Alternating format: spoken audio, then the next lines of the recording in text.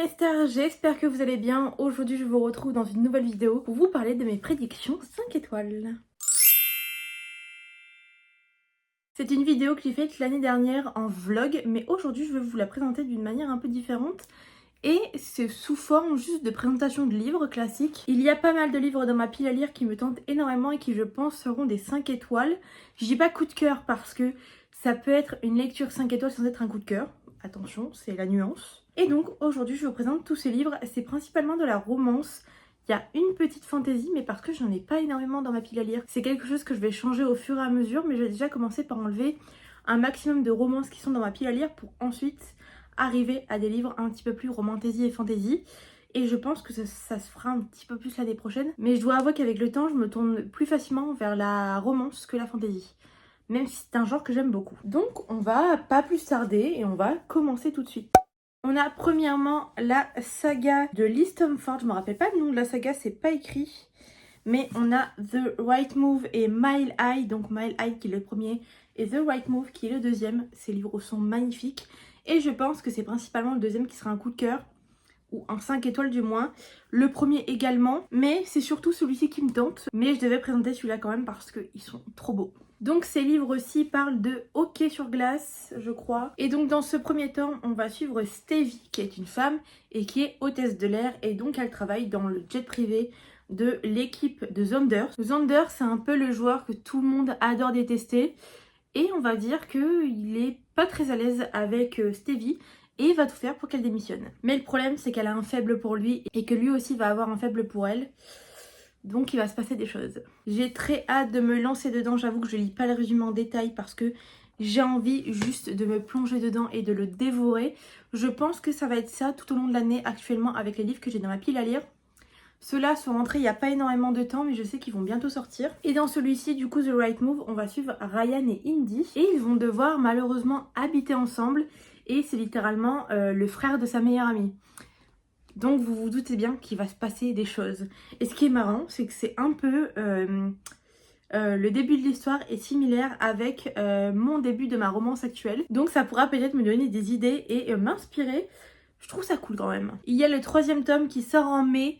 Ça tombe bien, je veux lire les premiers en avril. Donc comme ça, je pourrais acheter le troisième et enchaîner cette année et peut-être lire toute la saga et cocher une saga à lire dans mon objectif de 2025. Ça serait super cool. Donc voilà pour ces deux premiers gros bébés. On passe ensuite à un livre qui est sorti très récemment vu qu'il est sorti mercredi. Ma libraire et moi on s'entend bien donc j'ai pu l'avoir un jour en avance et j'ai déjà commencé à le lire. On est mercredi d'ailleurs. Et j'ai déjà lu 183 pages. Mon objectif c'est de le finir pour samedi pour aller à la dédicace de Dahlia Blake et pour avoir un avis sur le livre et en discuter avec elle parce que même si j'ai lu ses autres livres, elle est là pour cette sortie-là. On en parle, s'il vous plaît, de la couverture.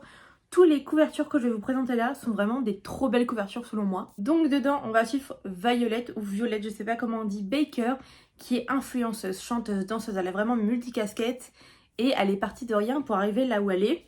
Et on suit également Ethan/Onyx, qui est sous couverture pour la DGSE, donc la direction truc extérieur pour la France, bref. Il est un peu dans les services secrets en gros. Et il doit faire en sorte, grâce à Violette, de rentrer dans le cercle privé d'un magnat de la tech qui a des intentions un peu douteuses et qui pourrait mettre en péril beaucoup de choses sur plusieurs pays. Donc il doit se mettre sous couverture et essayer de rentrer dans la vie de Violette. Et du coup, il va faire ça en lui faisant croire qu'il veut écrire un livre pour elle, mais ça va engendrer beaucoup de choses. Peut-être pour lui, pour ses sentiments, mais également pour elle. D'autant plus que Onyx ressort d'il y a quelques mois d'une mission qui s'est très mal passée et qui s'est pas soldée du tout comme il le voulait. Donc il a encore beaucoup de séquelles et ça va engendrer beaucoup de choses également. Je peux pas vous donner un réel avis pour l'instant, j'en suis qu'à la page 183. Le livre se fait 520 pages, quelque chose comme ça. Je compte bien l'avancer, le finir d'ici samedi. Donc je pense que d'ici le mois prochain, vous aurez un avis sur tous les livres que j'ai lus pendant mon mois de janvier. Donc il en fera partie. Je coupe les prédictions 5 étoiles avec une prédiction 5 étoiles de fantasy, pardon. Et c'est Shade of Magic, donc en poche. Il est trop mignon. Et je pense qu'il va se lire super vite parce que les écritures sont pas écrites super petites. Et j'ai hâte de pouvoir me lancer dedans. C'était une saga qui me tente depuis extrêmement longtemps. Et dedans on parle de sorciers et on va suivre Kel qui est le dernier magicien de sang des sorciers et il est capable de voyager d'un monde à l'autre. Et je crois que les mondes, comme ce que je comprends là, c'est tous des Londres, mais c'est des Londres différents. Et moi, c'est vraiment ce qui m'a tenté dans ce livre et ce qui me fait penser que je vais aimer et que ça va être un 5 étoiles. Et donc dans chaque Londres, il y a des choses différentes, si j'ai bien compris. Et je sais qu'il y a 3 tomes, donc ça peut aller extrêmement vite si vraiment j'accroche. De toute façon, le mois prochain, je vous le dis tout de suite, je compte péter mon slip à la librairie. J'ai eu une carte cadeau pour Noël et je pense que je vais me faire plaisir en ce début d'année et je vais rajouter un peu d'argent.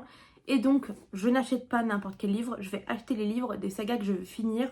Comme ça me permettra de tous les avoir à la maison et de pas attendre pour pouvoir enchaîner.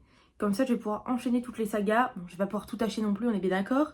Mais une bonne partie, de toute façon, vous aurez un book-haul, c'est certain. Et je pense que les 2e et 3e tomes en feront partie. Donc celui-ci sera lu plutôt, je pense, en milieu d'année. Donc je vous tiens au courant dans tous les cas. On a ensuite une romance, mais qui est plus une romance contemporaine.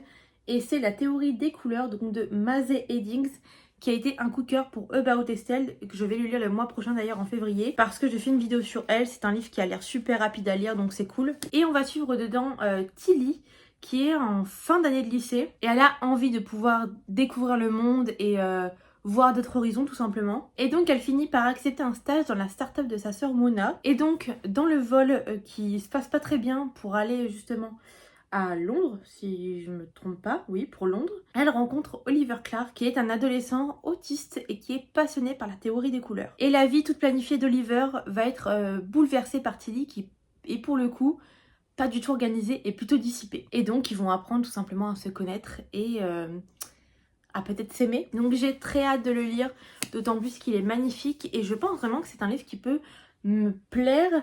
Je n'ai aucune attache et j'ai aucune personne autour de moi qui est autiste ou même hyperactive, mais je pense que c'est des sujets qui peuvent toucher beaucoup et voir à travers un livre de la diversité de cette manière, ça me touche toujours et j'aime beaucoup parce que moi je peux découvrir des choses que je ne connais pas de manière simplifiée.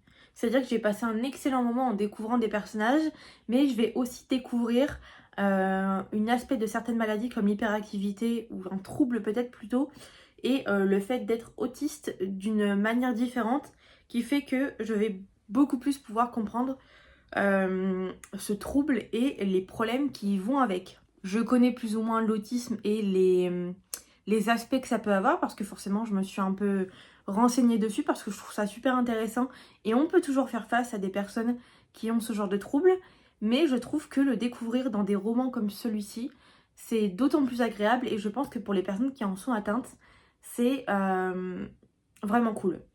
Donc c'est pour ça aussi que je veux partager ce livre parce que pour moi il fait partie des livres qui font de l'inclusivité et je pense que tout le monde devrait les découvrir, notamment si les gens qui sont concernés ou en connaissent un petit peu plus disent que pour le coup c'est très bien expliqué dedans. Puis on parle du jaspage, enfin je veux dire trop beau quoi. On passe au dernier livre de cette vidéo qui a également un magnifique jaspage et c'est le tome 1 de Boy of Tommen, donc de Chloé Walsh.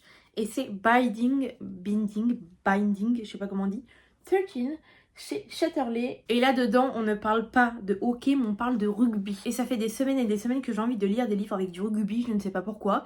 Ça me donne juste envie. Et quand j'ai su que celui-ci parlait de rugby, j'ai foncé. Enfin, techniquement, on me l'a offert, mais j'ai mis dans ma wishlist. Et dedans, on va suivre Johnny, j'avoue que je n'approuve pas du tout le nom, mais c'est pas grave, qui a une carrière fulgurante au lycée dans le rugby.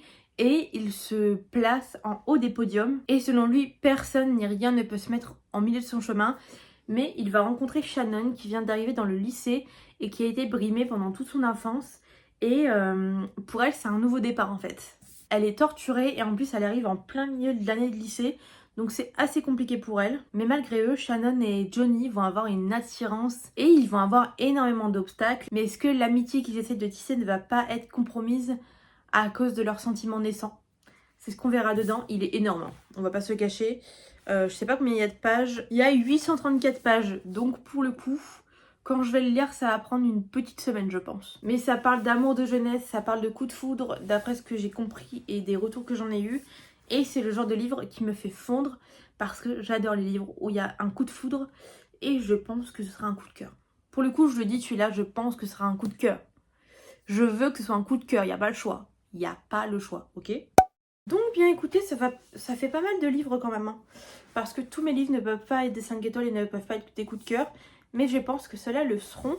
Et je ferai une petite vidéo quand je les aurai tous lus, je pense, pour vous faire un retour tout simplement sur cette vidéo et vous dire s'ils ont été des 5 étoiles ou pas. N'hésitez pas à me dire en commentaire si vous aussi vous avez des livres qui vous pensez seront des 5 étoiles, voire des coups de cœur. N'hésitez pas à me dire également en commentaire s'il y a certains de ces livres que vous avez lus et que vous me recommandez de lire très rapidement. Je vous remercie infiniment d'avoir regardé cette vidéo, donc n'hésitez pas à mettre un petit commentaire, à liker la vidéo et à vous abonner si celle-ci vous a plu et que vous voulez voir d'autres vidéos. Pour rappel, pour les petits nouveaux, il y a une vidéo tous les vendredis à 18 h qui sort et parfois le lundi qui parle d'écriture, mais ça c'est vraiment variable. En tout cas, merci d'avoir regardé la vidéo et je vous retrouve la semaine prochaine pour une nouvelle vidéo et je vous fais des gros bisous.